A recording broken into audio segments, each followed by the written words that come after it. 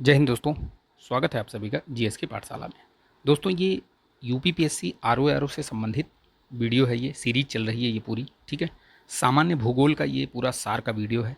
Basically ये छठवां video है। इसके पहले मैंने 5 वीडियो ऑलरेडी अपलोडेड कर दिए हैं, चैनल पर पड़ा हुआ है, प्लेलिस्ट भी बनी हुई है, ठीक है, उनको देख लीजिए। इस वीडियो के डिस्क्रिप्शन बॉक्स में भी आपको ये जितनी भी प्लेलिस्ट बनी हुई है, जीएस दृष्टि जो घटना चक्र की है उसकी जितनी भी प्लेलिस्ट मैंने बना रखी है वो सभी जो है आपको इसमें यहाँ से मिल जाएंगी, ठीक है। तो ये आप वहाँ से देख लीजिए। अगर क्रम में देखेंगे तो बहुत अच्छे तरीके से आपको समझ में आएगा, ठीक। याद रखिएगा इस चीज़ को। ये आगामी जितनी भी परीक्षाएं हैं, चाहे आपका यूपीपीएससी प्री हो, आरओ का प्री हो, री एग्ज़ाम जो है वो, या जूनियर असिस्टेंट वीपीओ वीडियो, ठीक है। अब तो पुलिस यूपीपी का भी जो डेट है वो डिसाइड कर दिया गया है, 24, 25, 26 और 30, 31 ऐसे करके अगस्त में ये डेट डिसाइड हो चुकी है, ठीक है। तो आपके पास बहुत कम समय बचा हुआ है, पुलिस वालों के पास तो बिल्कुल समय नहीं है। तो वो इन वीडियो को देख के अपना जो जीएस वाला पार्ट है जिसमें पॉलिटी, आपका हिस्ट्री, ज्योग्राफी ये सब आता है, वो सारी चीज़ें आप बहुत तेज़ी के साथ कवर कर सकते हैं, ठीक है। तो इसको देखिए, बहुत सारी ताबड़तोड़ सीरीज़ मैंने बना रखी है। ताबड़तोड़ सीरीज़ देख लीजिए, किसी भी परीक्षा में जाइए आपको वहाँ से 2, 4, 5 प्रश्न आराम से मिलेंगे। अगर आप उसको बढ़िया से तैयार करके नोट्स बना के देख के जाएंगे ना, तो बहुत सारे क्वेश्चन आपको वहाँ से मिलेंगे, ठीक है। मैंने वहाँ पे मोस्ट जो प्रोडक्टिव टॉपिक्स हैं उनको लेकर के वहाँ पे मैंने डिस्कस किया हुआ है, जहाँ से बार बार प्रश्न पूछा जाता है प्रत्येक परीक्षा में, ठीक है, चाहे वनडे एग्जाम्स हो चाहे पीएससी एग्जाम्स हो, ठीक। तो चलिए शुरू करते हैं। वीडियो को लाइक कीजिएगा, शेयर कीजिएगा, ठीक है इसको, और चैनल पर नए हैं तो सब्सक्राइब करके बेल आइकन भी प्रेस कर लीजिएगा। चलिए शुरू करते हैं वीडियो को। इसके पहले वाली वीडियो में हमने जो है भूकंप जोन वगैरह की बातें कर लिया है, ठीक है। मानसून किस प्रकार आता है, कैसे कार्य करता है, मानसून की कितनी शाखाएं होती हैं, कैसे किस शाखा से कहाँ पर बारिश होती है, वो सब मैं हमने बता रखा है, ठीक है। 5 वीडियो जो पड़े हुए हैं जिसकी प्लेलिस्ट भी बनी हुई है, आप वहाँ से देख लीजिए, बहुत अच्छी तरीके से समझ में आएगा ये, ठीक है। नहीं देखेंगे आपकी मर्जी है, लेकिन देखेंगे तो निश्चित तौर पर आपको फ़ायदा होगा, ठीक। चलिए देखिए, तो ये हम देखते हैं मृदा। मृदा देखिए क्या है, बेसिकली मृदा भी एक कॉम्बिनेशन है जिसमें कि आपको कुछ खनिज पदार्थ और ये जो पत्थरों के जो उसके अपर्दन से, ठीक है, निकलती है, ये जो धीरे धीरे अपर्दित होती है, उससे मिल करके ये मृदा जो है वो तैयार होती है, ठीक। तो ये याद रखिएगा। और मृदा भी कई प्रकार की होती है, ठीक है।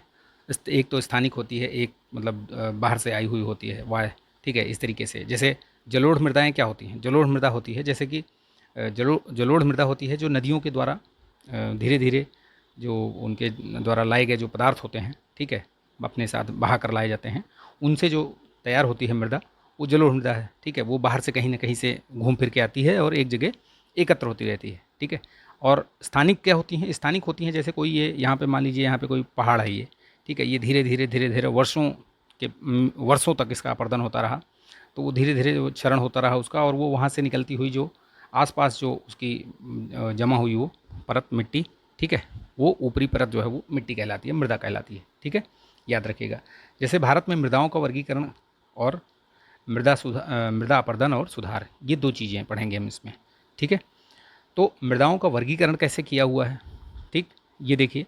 तो एक तो है, ये याद रखिएगा, ये मेंस में भी पूछा जाता है, ठीक है। भारत में जो मृदाओं का वर्गीकरण है, काली मृदा, लेटराइट मृदा, जलोढ़, लाल एवं पीली मृदा, शुष्क मृदा, लवणीय मृदा, पीटमय या पीट मृदा, ठीक है, वन मृदा, ये सारी मृदाएँ होती हैं।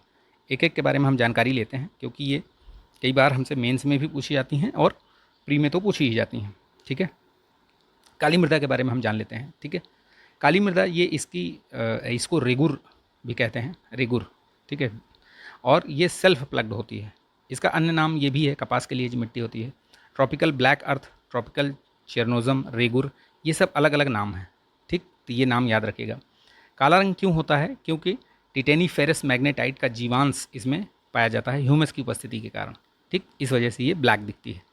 इसकी विशेषता और क्या है कि लोहा, चूना, calcium, potash, aluminium, magnesium carbonate की अधिकता पाई जाती है, लेकिन नाइट्रोजन और फास्फोरस की इसमें तथा जो जैविक पदार्थ होते हैं उनकी कमी पाई जाती है। तो जो अधिकता और कमी है वो भी ध्यान रखना, वाक्य में दे देता है।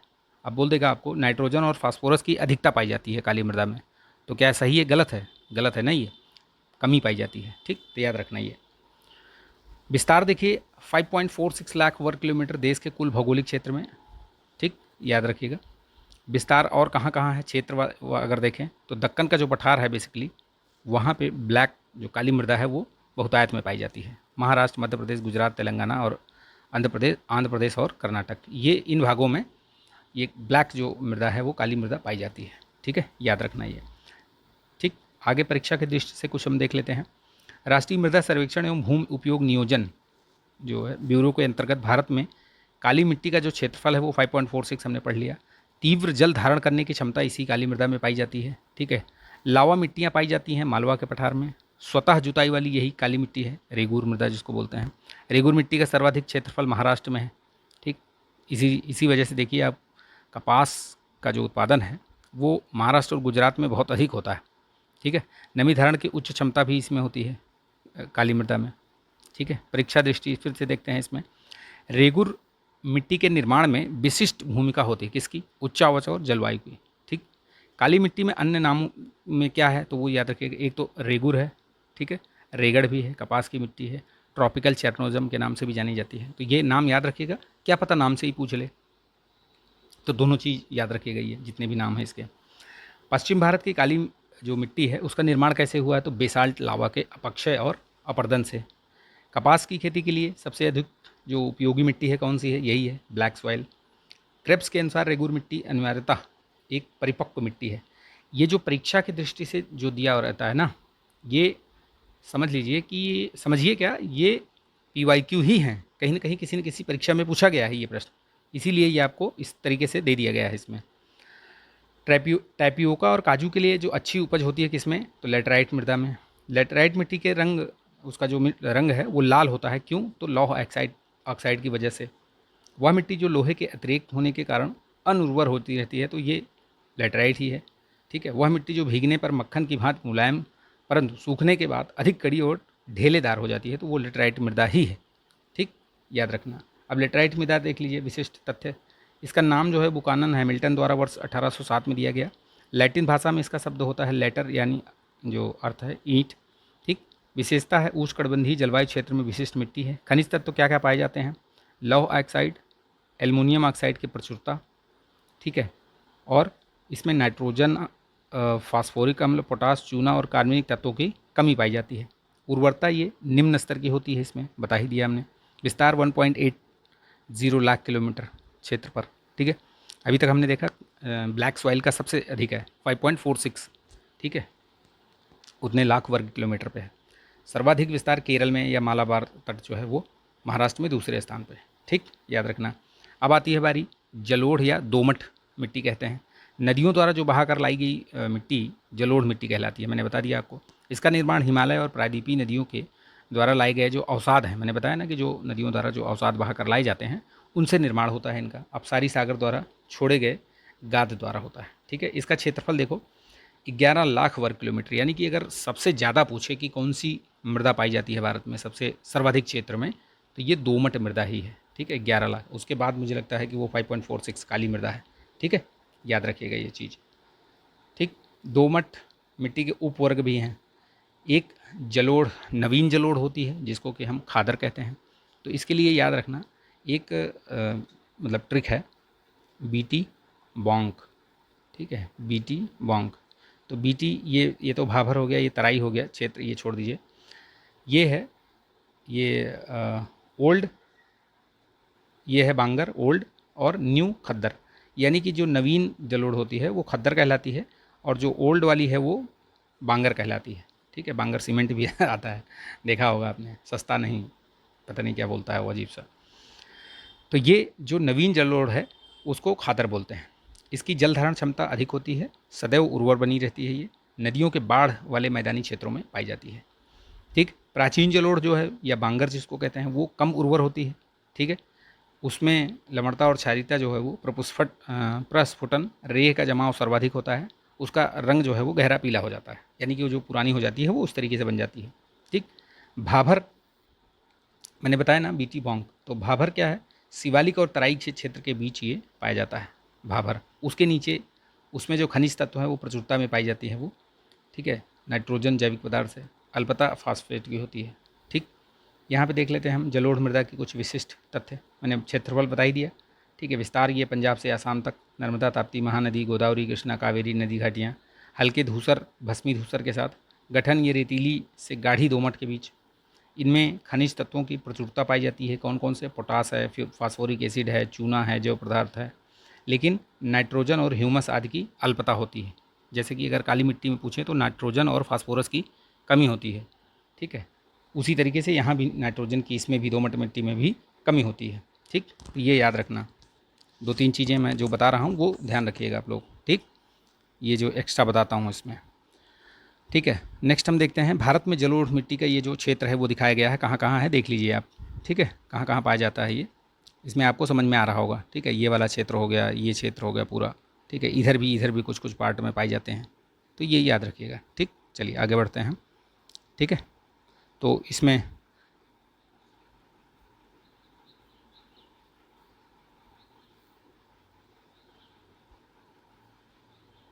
ठीक है, तो आगे देखते हैं हम लोग दोमट मिट्टी के अवयव।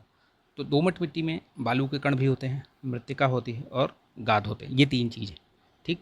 जलोढ़ मृदा जो है वो विशिष्ट तथ्य देख लीजिए। चावल, गन्ना, कपास, तिलहन, इन सब के लिए मतलब ये उपयोगी है। यानी कि यहाँ ये सब सारी चीज़ें उग सकती हैं, उगाई जाती भी हैं, उग सकती क्या, उगाई जाती हैं ये सब, ठीक है। गेहूँ, जूट, मक्का, फल, सब्जियाँ इत्यादि।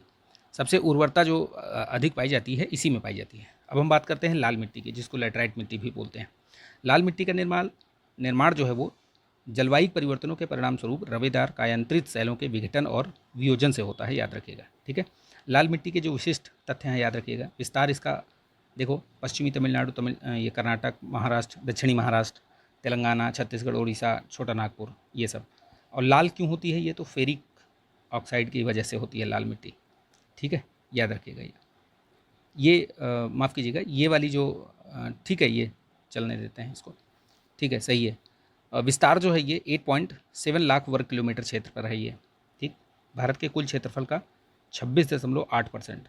इसमें कौन कौन से खनिज तत्व पाए जाते हैं प्रचुरता में?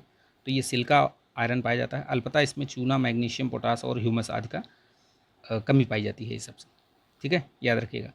खनिज तत्व, जैव पदार्थ और नाइट्रोजन की कमी होती है। मरुस्थलीय मृदा की बात कर रहा है ये। कहाँ पे है? ये राजस्थान, सौराष्ट्र, गुजरात, कच्छ वगैरह में ये सब पाया जाता है, ठीक है, मरुस्थलीय मिट्टी। देखिए ये मिट्टियाँ, ये पूरा दिया हुआ है कहाँ कहाँ है, तो कहाँ कहाँ कौन कौन सी पाई जाती हैं वो सारी चीज़ें इसमें दी गई हैं। ये देखिए, ये आप अगर इसके हिसाब से अंदाज़ा लगा पाएँ, ठीक, कहाँ पे पाई जाती है ये। लाल मिट्टी अलग है, लेटराइट अलग है, ठीक है। मैंने शायद यहाँ लेटराइट बोल दिया था, तो उसके लिए सॉरी, गलती से, ठीक है, निकल गया मुँह से। तो ये याद रखना, यहाँ पे अलग अलग है, ये लाल मिट्टी अलग है ये, और लेटराइट मिट्टी अलग है ये, ठीक, याद रखना ये देखिए आगे देखते हैं हम, क्षारीय और अम्लीय मृदा। तो मुख्य विस्तार इसका कहाँ कहाँ पे है? पंजाब में है, ठीक है, दक्षिणी हरियाणा, पश्चिमी राजस्थान, और ये शुष्क और अर्ध शुष्क दलदली क्षेत्रों में पाई जाती है। पीएच मान इसका थोड़ा अधिक होता है, ये क्षारीय मृदा जो है, ठीक। अम्लीय मृदाएँ कहाँ कहाँ पाई जाती हैं? ठीक है, औषधि जो है, औषधि होती है इसकी, अम्लीय मृदा की जो प्रकृति होती है औषधि होती है। मुख्यतः ये भू आकृति, अम्लीय मूल सामग्री और नमी युक्त जलवायु के प्रभाव से, ठीक है।